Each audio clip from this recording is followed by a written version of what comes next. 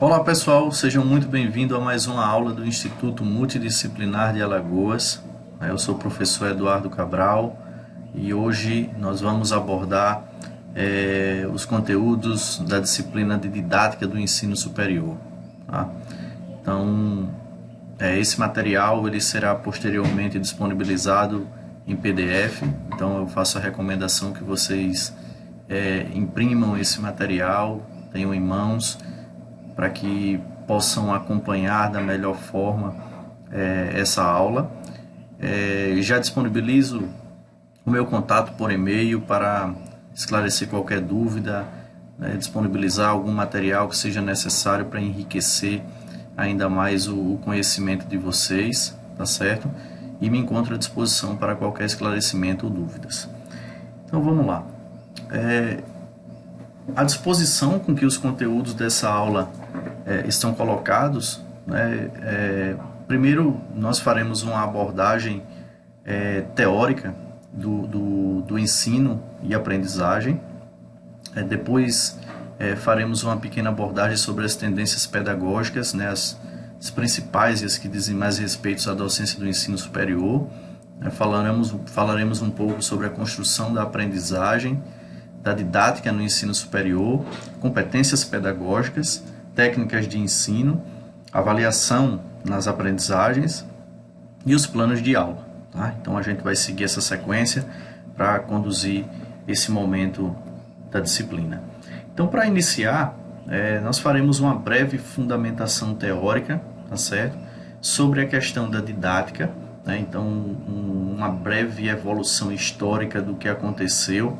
Então, desde da antiguidade até o século XX, tinha-se essa perspectiva no qual a aprendizagem ela tinha essa concepção passiva, e receptiva por conta do aluno. Então, nós tínhamos a ideia do que o aluno era um mero receptor de conhecimento, uma tábua rasa, como dizia Aristóteles, e necessitava desse conhecimento para se tornar um ser melhor. Tá? E o professor era o detentor desse conhecimento e transmitia verticalmente os seus conteúdos, sem nenhuma possibilidade de reflexão, de diálogo entre professor e aluno. Tá? Então, nessa época, o aprender era um sinônimo de decorar. Então, o bom aluno era aquele que tinha capacidade de decorar todos os conteúdos da mesma forma com que eles estavam ali expostos. Tá? No século XXI, essa concepção ela muda totalmente. Então, nós já temos um conceito agora de conhecimento que ele é produzido pelo próprio sujeito, a partir das interações que ele tem com o mundo, ou seja, com os estímulos externos que esse indivíduo tem, ele é capaz de produzir as suas próprias competências para aprender e desenvolver o seu próprio conhecimento.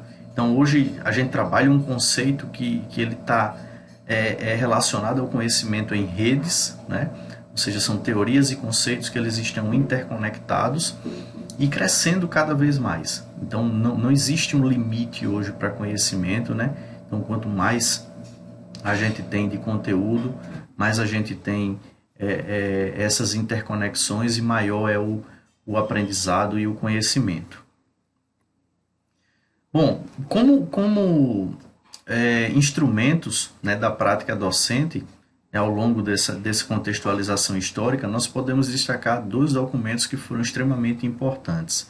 O Ratio Studiorum, que é um instrumento no qual ele regia basicamente a educação jesuíta, desenvolvido pela Companhia de Jesus e publicado em 1589, ele dava todas as orientações de como iam ser feito, como iam ser passados esses conhecimentos para os jesuítas.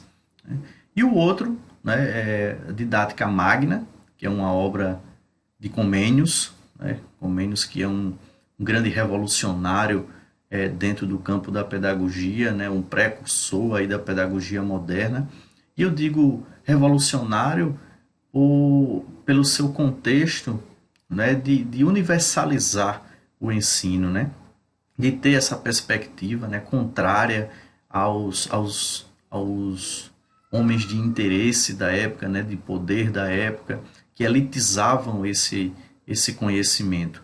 E Comênios defendia justamente o contrário, né, que o conhecimento ele tinha que ser universal para todos. Tá?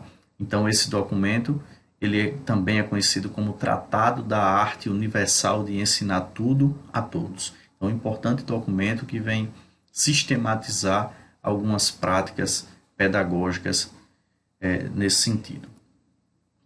Bom, então, como tendências pedagógicas, né, falando de uma forma muito efêmera aqui, né, como o objetivo da aula não é esgotar esses conhecimentos, uma vez que ele fala de uma forma muito sucinta, mas sim instigar a nós professores, né, sobre algumas temáticas, né, impulsionando a nossa busca por outros conhecimentos, né, por uma abrangência maior desses conhecimentos. Então, nesse processo tradicional de ensino, baseado no conteudismo, na reprodução do saber, né, ele foi bastante criticado por diversos autores, né, diversos pensadores, e Paulo Freire, em sua obra Pedagogia da Autonomia, ele denomina essa forma, né, essa forma de processo educacional como pedagogia bancária. Né, e isso ele fazendo uma contraposição com a sua pedagogia problematizadora. Então, essas duas vertentes, né, davam margem aí para uma grande discussão, né? E após isso tem o surgimento do construtivismo, né, que é uma corrente de pensamento dentro da área de educação, né, que traz um forte aporte teórico, né, sobre o processo de ensino-aprendizagem. Né, traz uma grande contribuição sobre essa nova forma da gente entender como é que acontece o processo de docência e o processo de aprendizagem. E como dois pensadores, né, dois autores, aí nós temos Piaget e Vygotsky, né, que são dois ícones aí do construtivismo, que a gente vai estudar um pouco mais detalhado nos próximos slides.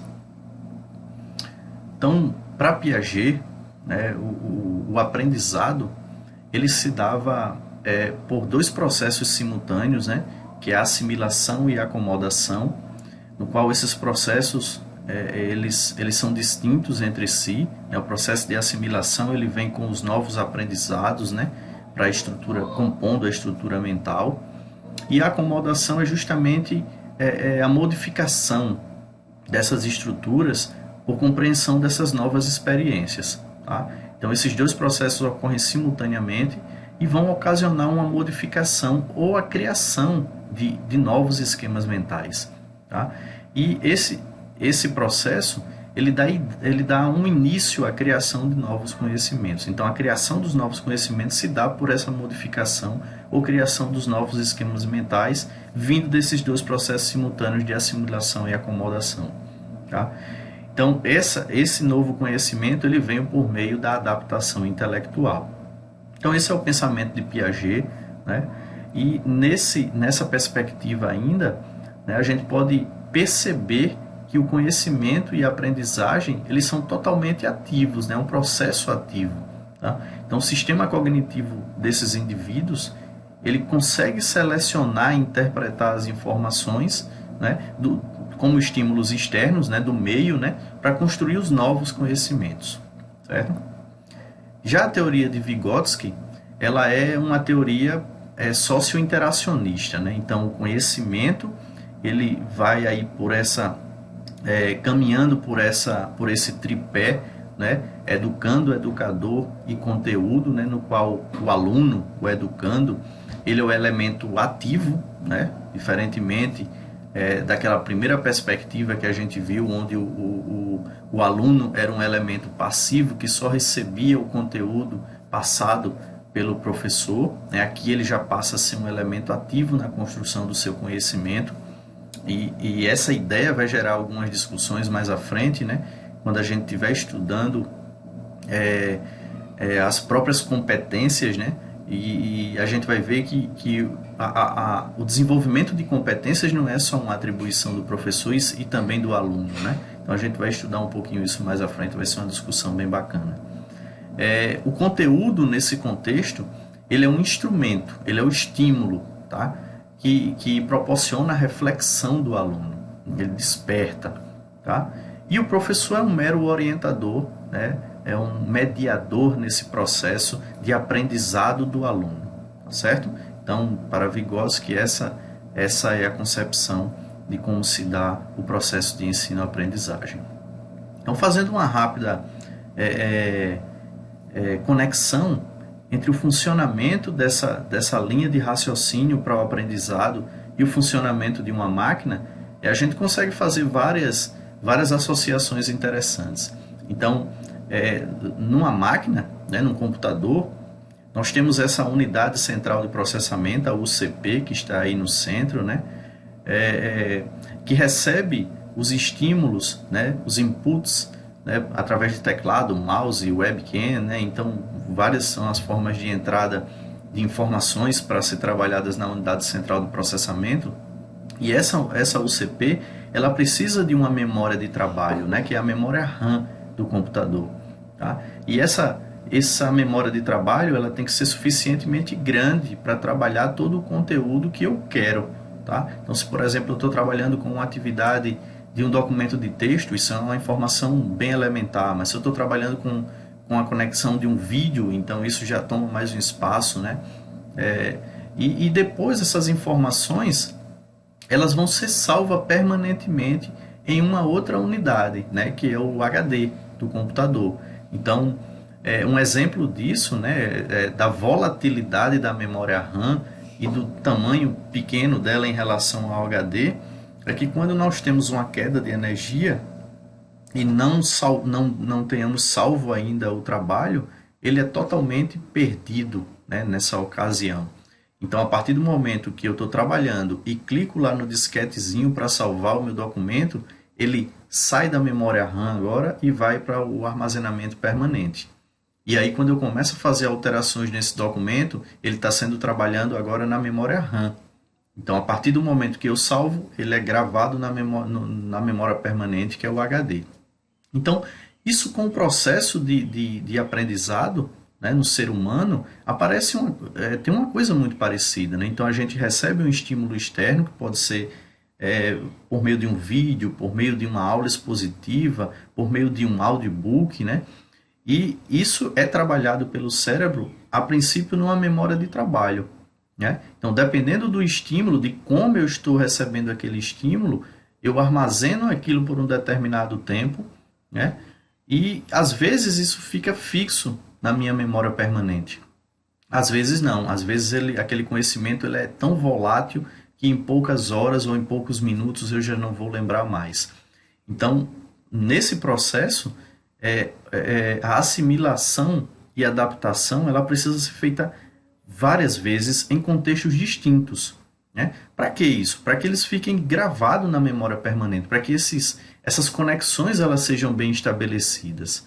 Tá? Então, quando eu relaciono isso com a minha prática, né, com algum conhecimento, com a minha prática, com alguma coisa que já existe na minha memória permanente, então isso se torna mais fácil da gente assimilar. Então, se, por exemplo, eu assisto um vídeo, eu escuto, a partir do momento que eu estou assistindo o vídeo, geralmente eu estou escutando um áudio também, né, um filme, e relaciono isso com uma prática, isso tem uma efetividade muito maior dentro do meu conhecimento, tá certo? Então, o processo de conhecimento hoje, né, isso é um campo das pesquisas neurológicas, dependendo do estímulo que eu tenho, o conhecimento ele é mais efetivo ou não. E a gente vai discutir isso um pouco mais à frente, tá certo? Bom, e uma pergunta que surge, né, diante desse contexto é justamente se as crianças e os adultos eles aprendem da mesma forma. Então, a resposta é não. Tá? Então, o nosso objetivo principal aqui é trabalhar com os adultos na educação superior, então a gente vai trabalhar com andragogia, tá? E eu já deixo um link aí embaixo para que a gente possa discutir um pouquinho mais sobre a questão do tempo, né, de estímulo que os adultos têm para assimilar conteúdos, tá? Então, segundo Mora, 2017, os adultos eles não conseguem se concentrar nos conteúdos das aulas por mais de 15 minutos. Então, logo o formato de aula de 50 minutos, que é o que a gente adota hoje, ele é bastante ineficaz quando a gente adota um único mecanismo para ministrar essa aula. Então, o ideal é que a gente faça algumas mesclas, né? Ou que a gente consiga fazer aulas mais curtas, para que os alunos eles consigam ter uma atenção necessária para assimilar esses conteúdos. E, é claro, eles têm que participar ativamente desse processo de ensino-aprendizagem, tá certo? Esse mesmo autor, né, ele acrescenta ainda que o educador ele deve organizar sua aula em ciclos de aprendizagem, né? Então, é aquela mescla que eu falei de formatos de ensino, né, entre leitura, atividades práticas, dinâmica em grupo, né? E a cada 15 minutos ele muda essa rotina ou faça uma atividade de descontração, né? Faça uma pausa na sua aula para que esse estímulo ele volte a ficar interessante. Então, o professor ele é o responsável por fazer com que o aluno ele preste atenção, ou seja, ele tem que tornar a sua aula extremamente atrativa para que o aluno ele esteja ali sempre antenado para fixar todos os conteúdos, tá certo? Então, para a gente dar sequência, né, a gente tem que lembrar um pouquinho sobre o que é didática, né? Então, já que a gente está falando desse tema, né, dentro do ensino superior. Então, a etimologia da palavra didática ela vem do grego didatike, né, que significa a arte de ensinar. E o Paulo Freire, né, traz uma concepção muito interessante, né, no seu livro Pedagogia da Autonomia, que ensinar não é transferir conhecimento, né, mas criar as possibilidades para a produção desse conhecimento, para a construção dele. Então, essa concepção é bem interessante, né? Só ressaltando, a obra de Paulo Freire, né, Pedagogia da Autonomia, é uma obra assim, de leitura obrigatória, né, para os profissionais da área de educação. Então, interessantíssima, enriquece muito a prática didática e fica aí a dica para todos fazerem a leitura desse material. Bom, então, para dar sequência, a gente precisa definir o que é competência, né? Então, eu escolhi, né, dentro das várias abordagens que a gente tem de competência, a competência adotada por Thomas Duran, né? E ele diz que competência ela pode ser entendida como um conjunto de conhecimentos, habilidades e atitudes que possibilitam desempenhar determinada função na busca de resultados concretos. Então, para a gente ter um pouco mais de entendimento, né, desses três elementos que vão compor aí uma competência, né, o conhecimento, na verdade, ele é a informação que está se adquirindo, tá? Então, ele constitui o saber, tá certo? A habilidade é, com base nesse conhecimento, desenvolver a capacidade de realizar uma tarefa dentro dos padrões pré-estabelecidos. Então, eu coloquei aí, tarefas adequadamente. Então, se eu vou para a prática jurídica, eu tenho que seguir um conjunto de leis, né, uma constituição. Se eu vou para a área de engenharia, eu tenho que seguir as normas técnicas. Se eu vou para a educação, eu tenho que seguir a LDB e várias outras legislações. Tá? Então, isso é você fazer, desenvolver uma habilidade e a capacidade de realizar uma tarefa. Então, isso constitui o saber fazer. Tá? E a atitude, que é um comportamento que vai variar, né, de acordo com as habilidades que foram desenvolvidas e com a personalidade do indivíduo, vai constituir justamente o querer fazer. Tá? Então, para Thomas Duran, essa competência é desenvolvida a partir do momento que nós temos essas três habilidades, tá certo? Bom, então, diante desse conhecimento de competência, a pergunta que surge é: quais são as competências para a prática da docência no ensino superior? Né? Então, a gente vai fazer uma série de abordagens e, como eu falei anteriormente, o intuito não é a gente colocar todos os mecanismos, né, os instrumentos que a gente tem aqui para a gente ser um docente perfeito, mas sim para desenvolver um senso crítico, para tentar melhorar esse aspecto e poder desempenhar o nosso trabalho de docência. Então, só para a gente resgatar um pouco, né, essa questão do ensino superior, o ensino superior ele tem o seu pilar, né, aí baseado em ensino, pesquisa e extensão, certo? Então, esses são os três pilares aí da educação superior, né? E eu trouxe um artigo que ele é muito interessante, ele fala da indissociabilidade, né, desses três pilares, né, dentro da universidade. Então, o ensino como a sua prática básica aí de passar os conteúdos, né, desenvolver esse aporte teórico, né, a pesquisa que vem como uma extensão desse ensino e desenvolvimento de recursos para a indústria, para o comércio, para o desenvolvimento social, né? E a extensão com uma parte mais interacionista dentro da universidade com a sociedade, né? Complementando justamente esse tripé aí da educação superior, certo? Então, a gente tem que passear por esses elementos da educação superior, né? Então, são áreas muito interessantes e bem diversificadas, né? Então, não se resume apenas à parte do ensino, mas também entra com muita força a pesquisa e a extensão. Bom, e quando a gente fala de competências, né, a gente entra em várias discussões interessantes e a gente vai, no final, né, depois que eu apresentar aqui as 10 competências aí propostas por Felipe Perrenot, né, a gente vai comentar um pouquinho que existe uma discussão bem acalorada entre a questão da centralidade no professor do processo de aprendizagem, né? E a gente sabe que isso não é uma verdade absoluta, tá? Uma vez que nessa nova perspectiva de ensino-aprendizagem que nós temos, o aluno ele é ativo, então ele é totalmente capaz de desenvolver as suas próprias competências para desenvolver a sua aprendizagem, e não só o professor. Nessa perspectiva de Perrenot, a gente traz para o professor essa responsabilidade de desenvolver as competências. Então, ele tem que ter essas competências. Tá? Então, a primeira competência é justamente a de organizar e dirigir situações de aprendizagem.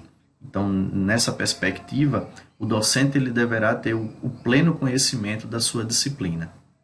Então, para isso, ele tem que passar pelo seu processo formativo, tá? Adquirir o seu conhecimento e desenvolver as suas habilidades, né, as suas competências para estar ali naquela atividade docente. E aí entra na questão da sua formação, que é um tema muito discursivo dentro do ensino superior, né, já que o professor da educação básica ele tem esse processo muito bem estabelecido dentro da própria legislação, né?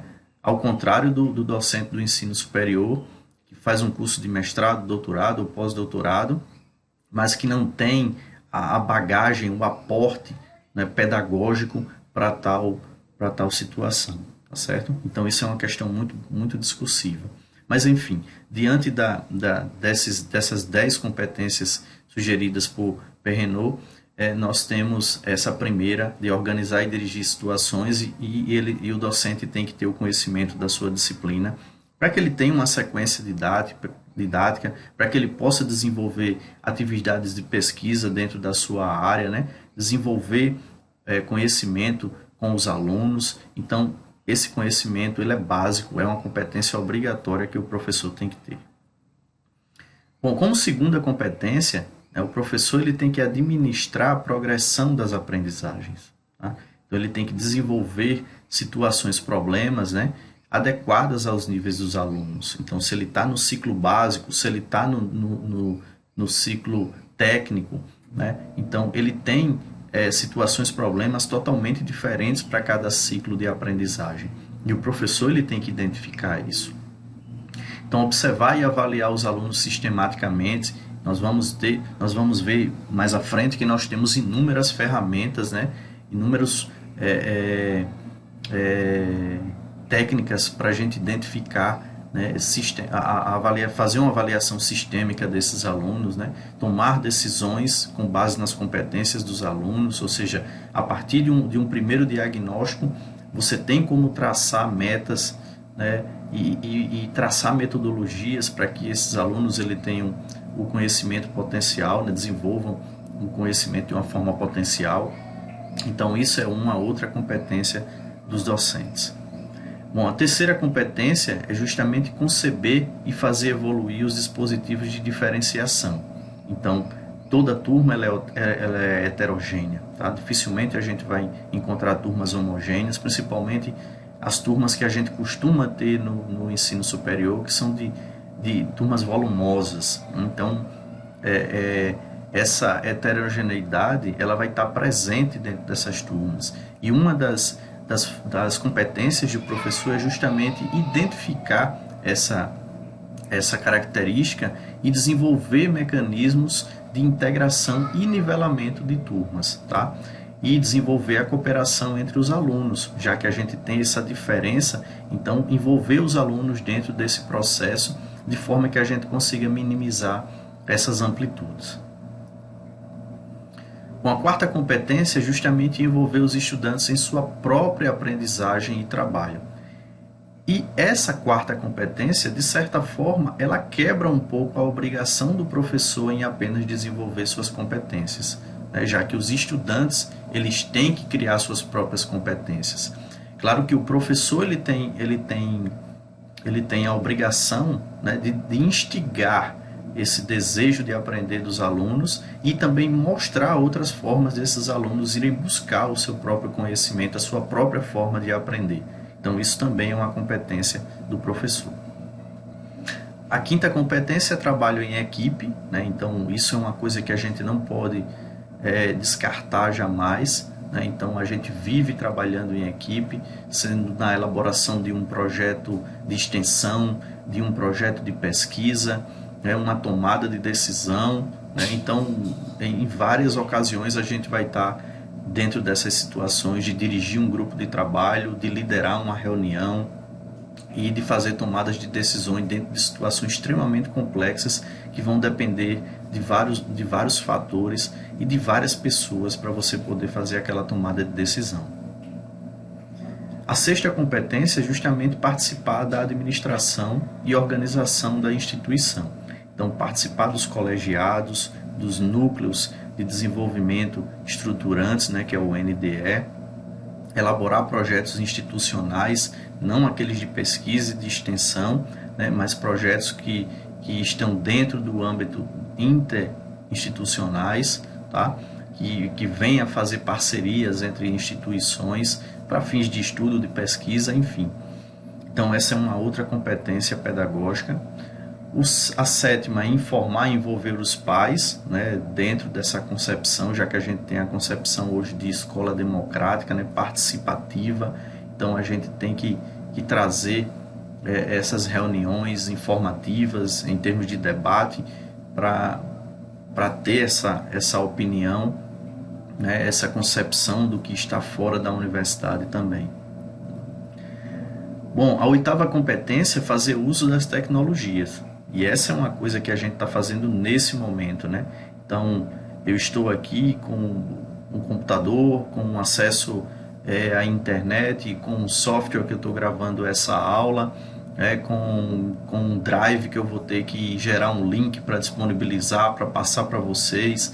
Então, esse uso da tecnologia, ele vem tanto para superar algumas situações, né, para conviver com algumas situações, como é o caso da gente agora nessa época pandêmica, né?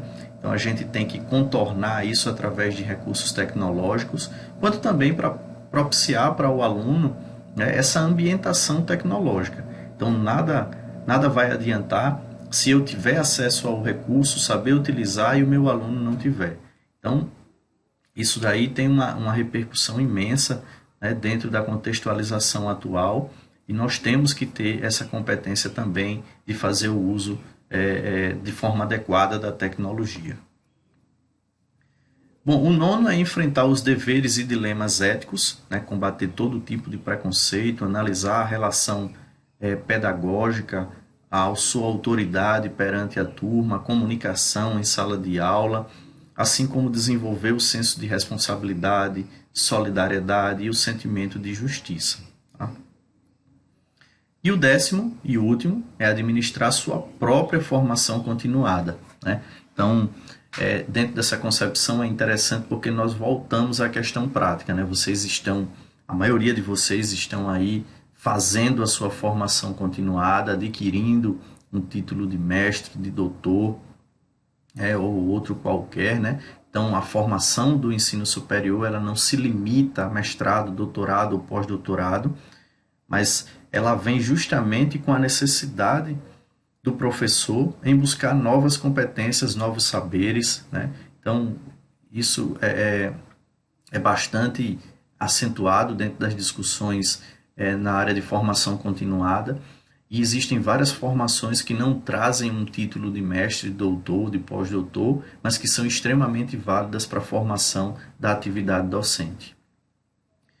Bom, e encerrando essa questão, né, eu trago a ideia de Philippe Perrenot, né, que conclui que as competências eles são elementos enriquecedores da prática do magistério, sem dúvida alguma. Tá? Então, se a gente seguir, se a gente tiver essas competências, com certeza a gente vai fazer um trabalho muito bem feito dentro de sala de aula, assim como fora dela, em atividades extraclasse, que constituem aprendizados, processos de ensino-aprendizado. Né? No entanto, a gente tem que ter muito cuidado, porque essa ideia das competências pedagógicas, elas dão ideia, às vezes, que o desempenho da educação, né, do bom desempenho da educação, ela depende exclusivamente do professor. E isso não é verdade. Né? Esse conjunto, né, entre professor, aluno, ambiente, né, e recurso, ele é extremamente discutido.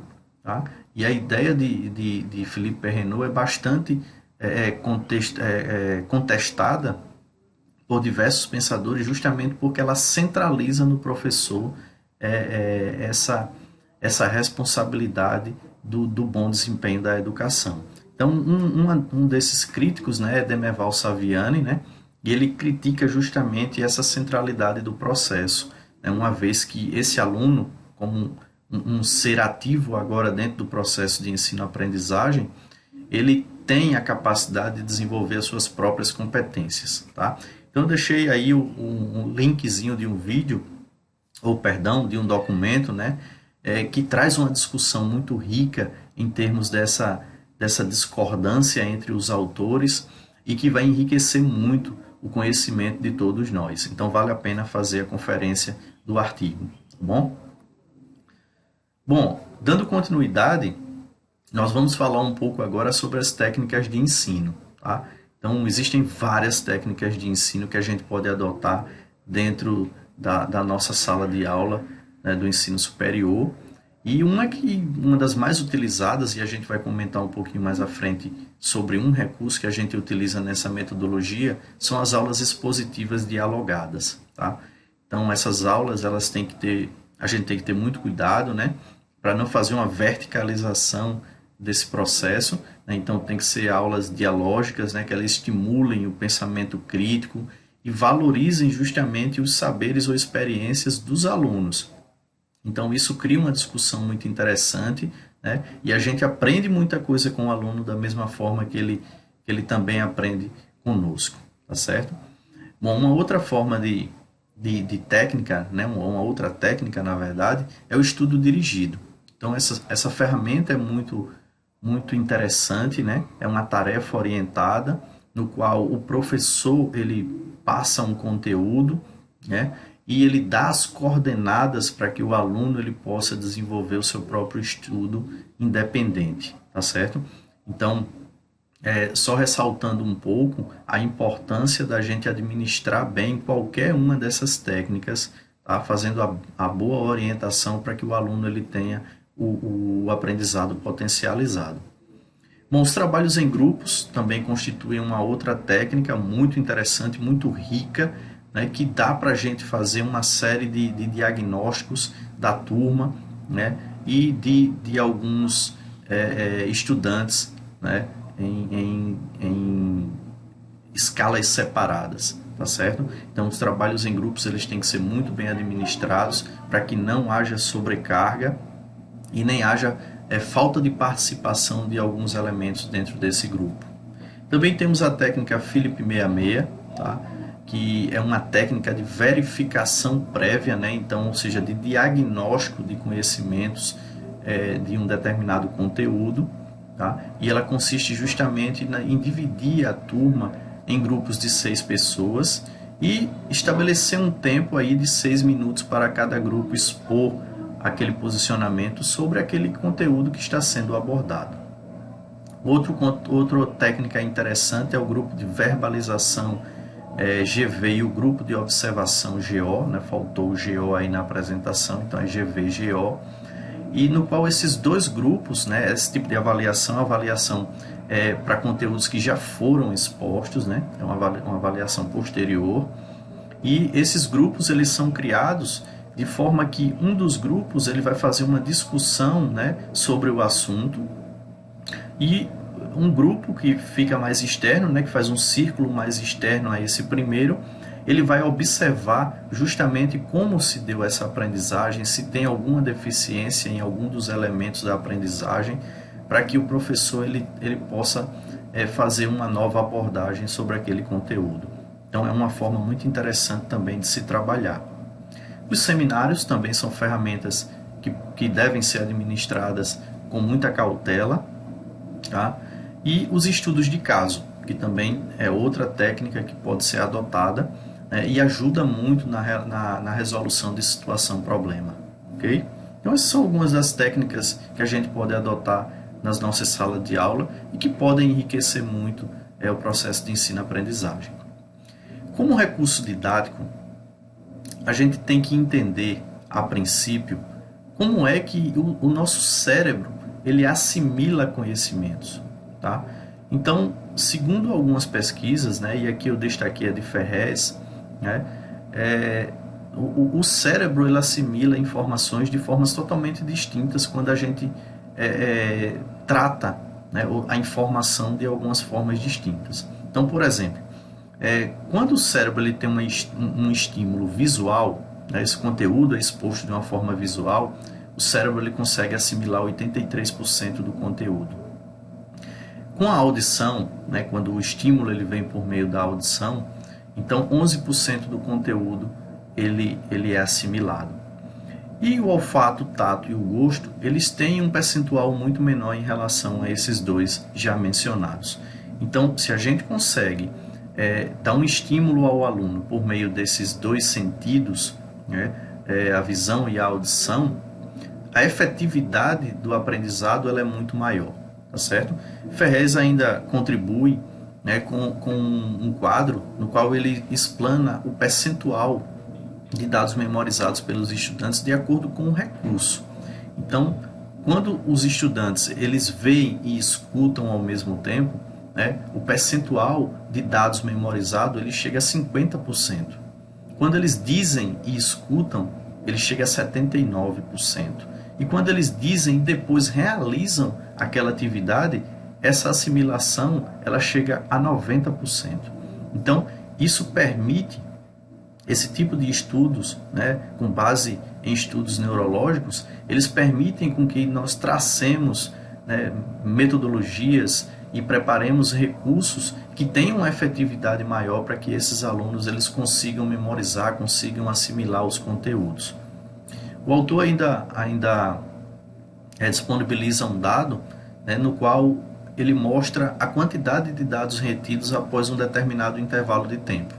Então, a partir do momento que a gente faz um método de ensino somente oral, então os dados são retidos, né, em 70% após 3 horas. E eles são retidos apenas 10% após 3 dias. E quando a gente faz uma mistura desses recursos, né, então oral e visual simultaneamente, após 3 horas isso chega a 85% de assimilação, né, e após 3 dias 65%. Então tem uma efetividade muito maior, né, dentro desse campo de aprendizagem. Então a gente tem que utilizar essas ferramentas da melhor forma possível dentro do nosso conhecimento científico, né, para que a gente tenha uma efetividade maior. E aqui eu destaco, né, dentro daqueles 3 pilares da educação superior, a importância do segundo eixo, que é a pesquisa, né, ensino, pesquisa e extensão, e a pesquisa ela nos proporciona esse tipo de informação para que a gente trace metas, para que a gente tome uma decisão assertiva e nesse caso aí no processo de ensino-aprendizagem. Tá? Bom, então dos recursos didáticos, né, a gente já utiliza alguns com muita efetividade, né, com muita clareza. Então um é o quadro branco, né, ou o quadro de giz, que a gente ainda tem muito em escolas da nossa rede estadual, da rede municipal, né, os cartazes, né, os cavaletes, flip chart, né, que a gente utiliza para fazer algumas explanações. O pessoal da psicologia utiliza bastante. Projetor multimídia, os vídeos, as lousas digitais, os ambientes virtuais como o Moodle, né, os aplicativos educativos em diversas áreas, né, como matemática, que está aí na figura central, né, e vários outros recursos didáticos que a gente pode utilizar dentro desse processo de ensino-aprendizagem. Bom, uma observação eu achei bastante pertinente a gente colocar justamente com relação ao PowerPoint, né? O software de apresentação da Microsoft, né? O que é o que eu estou utilizando aqui, né? Que a gente tem que tomar alguns cuidados para que essa aula não seja comprometida.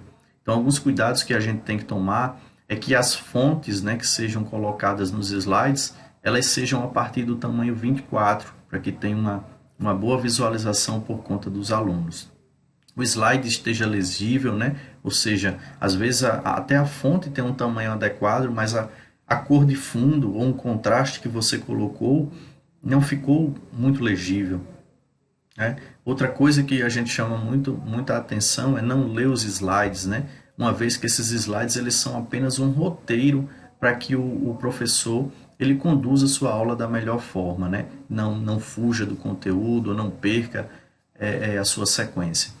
E algumas observações estão por conta da posição do projetor multimídia, na qual o professor às vezes passa na frente da lâmpada, às vezes pela disposição das tomadas a gente passa e esbarra na fiação. Então tem que ter um cuidado muito grande com esses itens para não comprometer a qualidade da aula.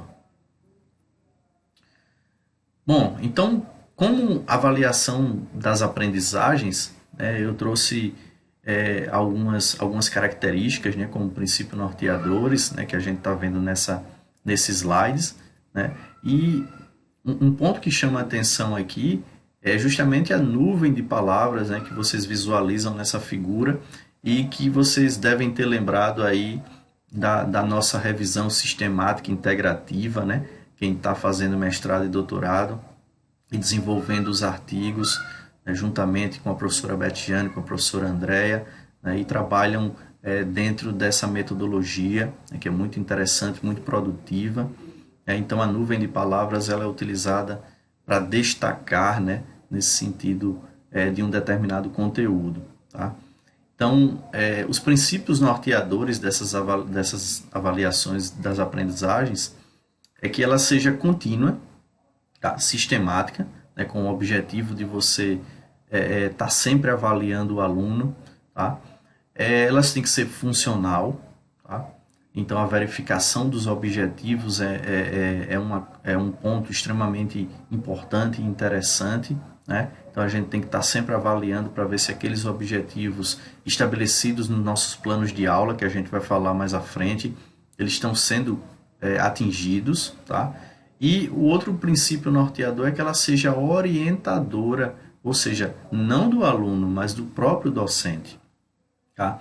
Então, o feedback que essas avaliações ela dá para o docente é fundamental para que ele venha replanejar as suas aulas, para que ele venha reformular os conteúdos que estão sendo abordados e da forma com que está sendo abordado, certo?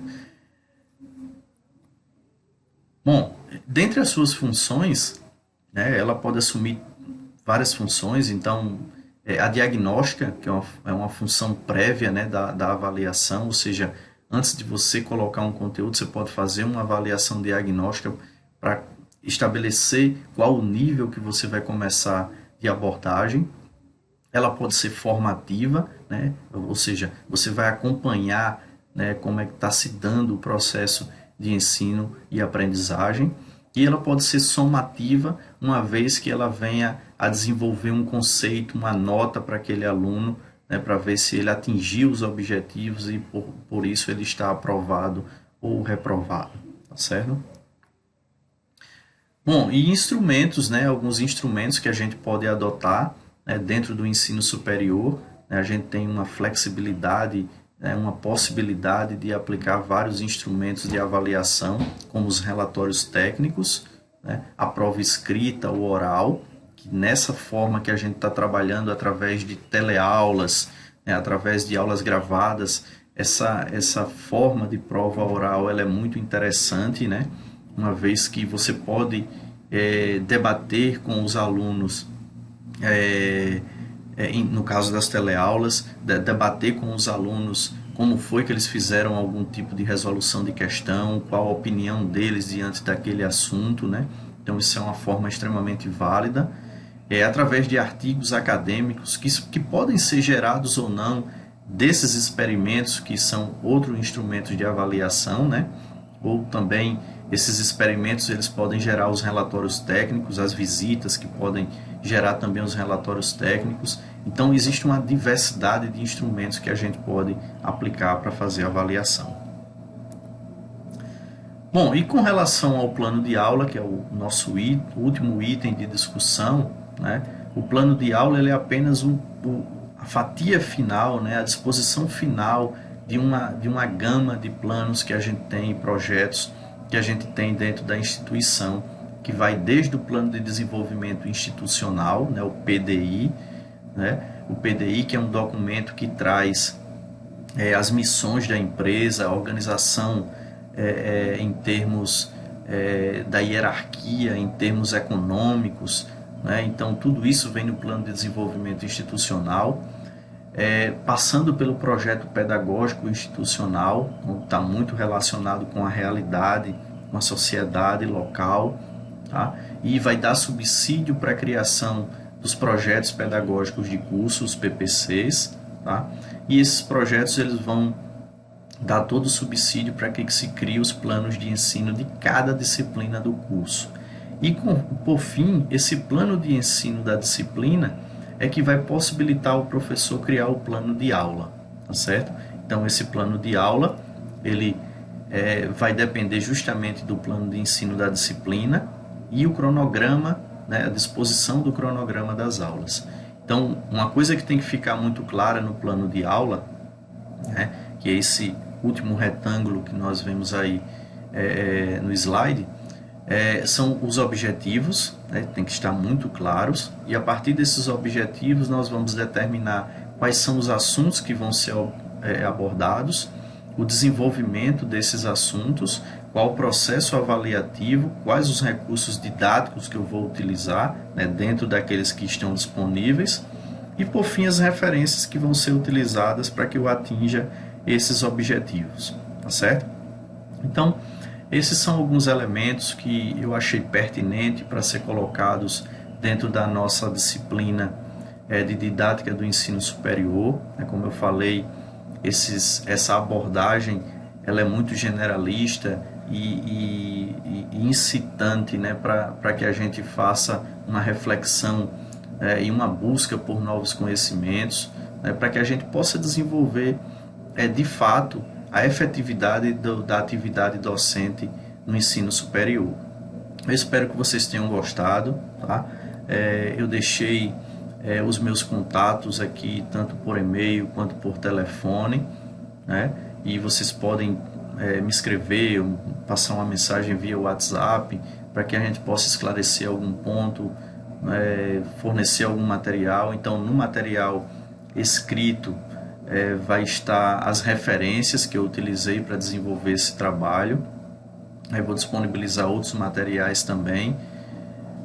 E agradecer pela atenção de todos, né, pela cooperação do Instituto Multidisciplinar de Alagoas, em nome da professora Betiane, a Absolute and Christian University, pela parceria, pela editora Hawkins, que é uma parceira muito forte e ajuda a gente a disseminar os nossos trabalhos acadêmicos, o que acontece dentro de sala de aula, que a gente deseja explanar aí para a área acadêmica e para a sociedade. Então, fica o meu agradecimento e um abraço a todos.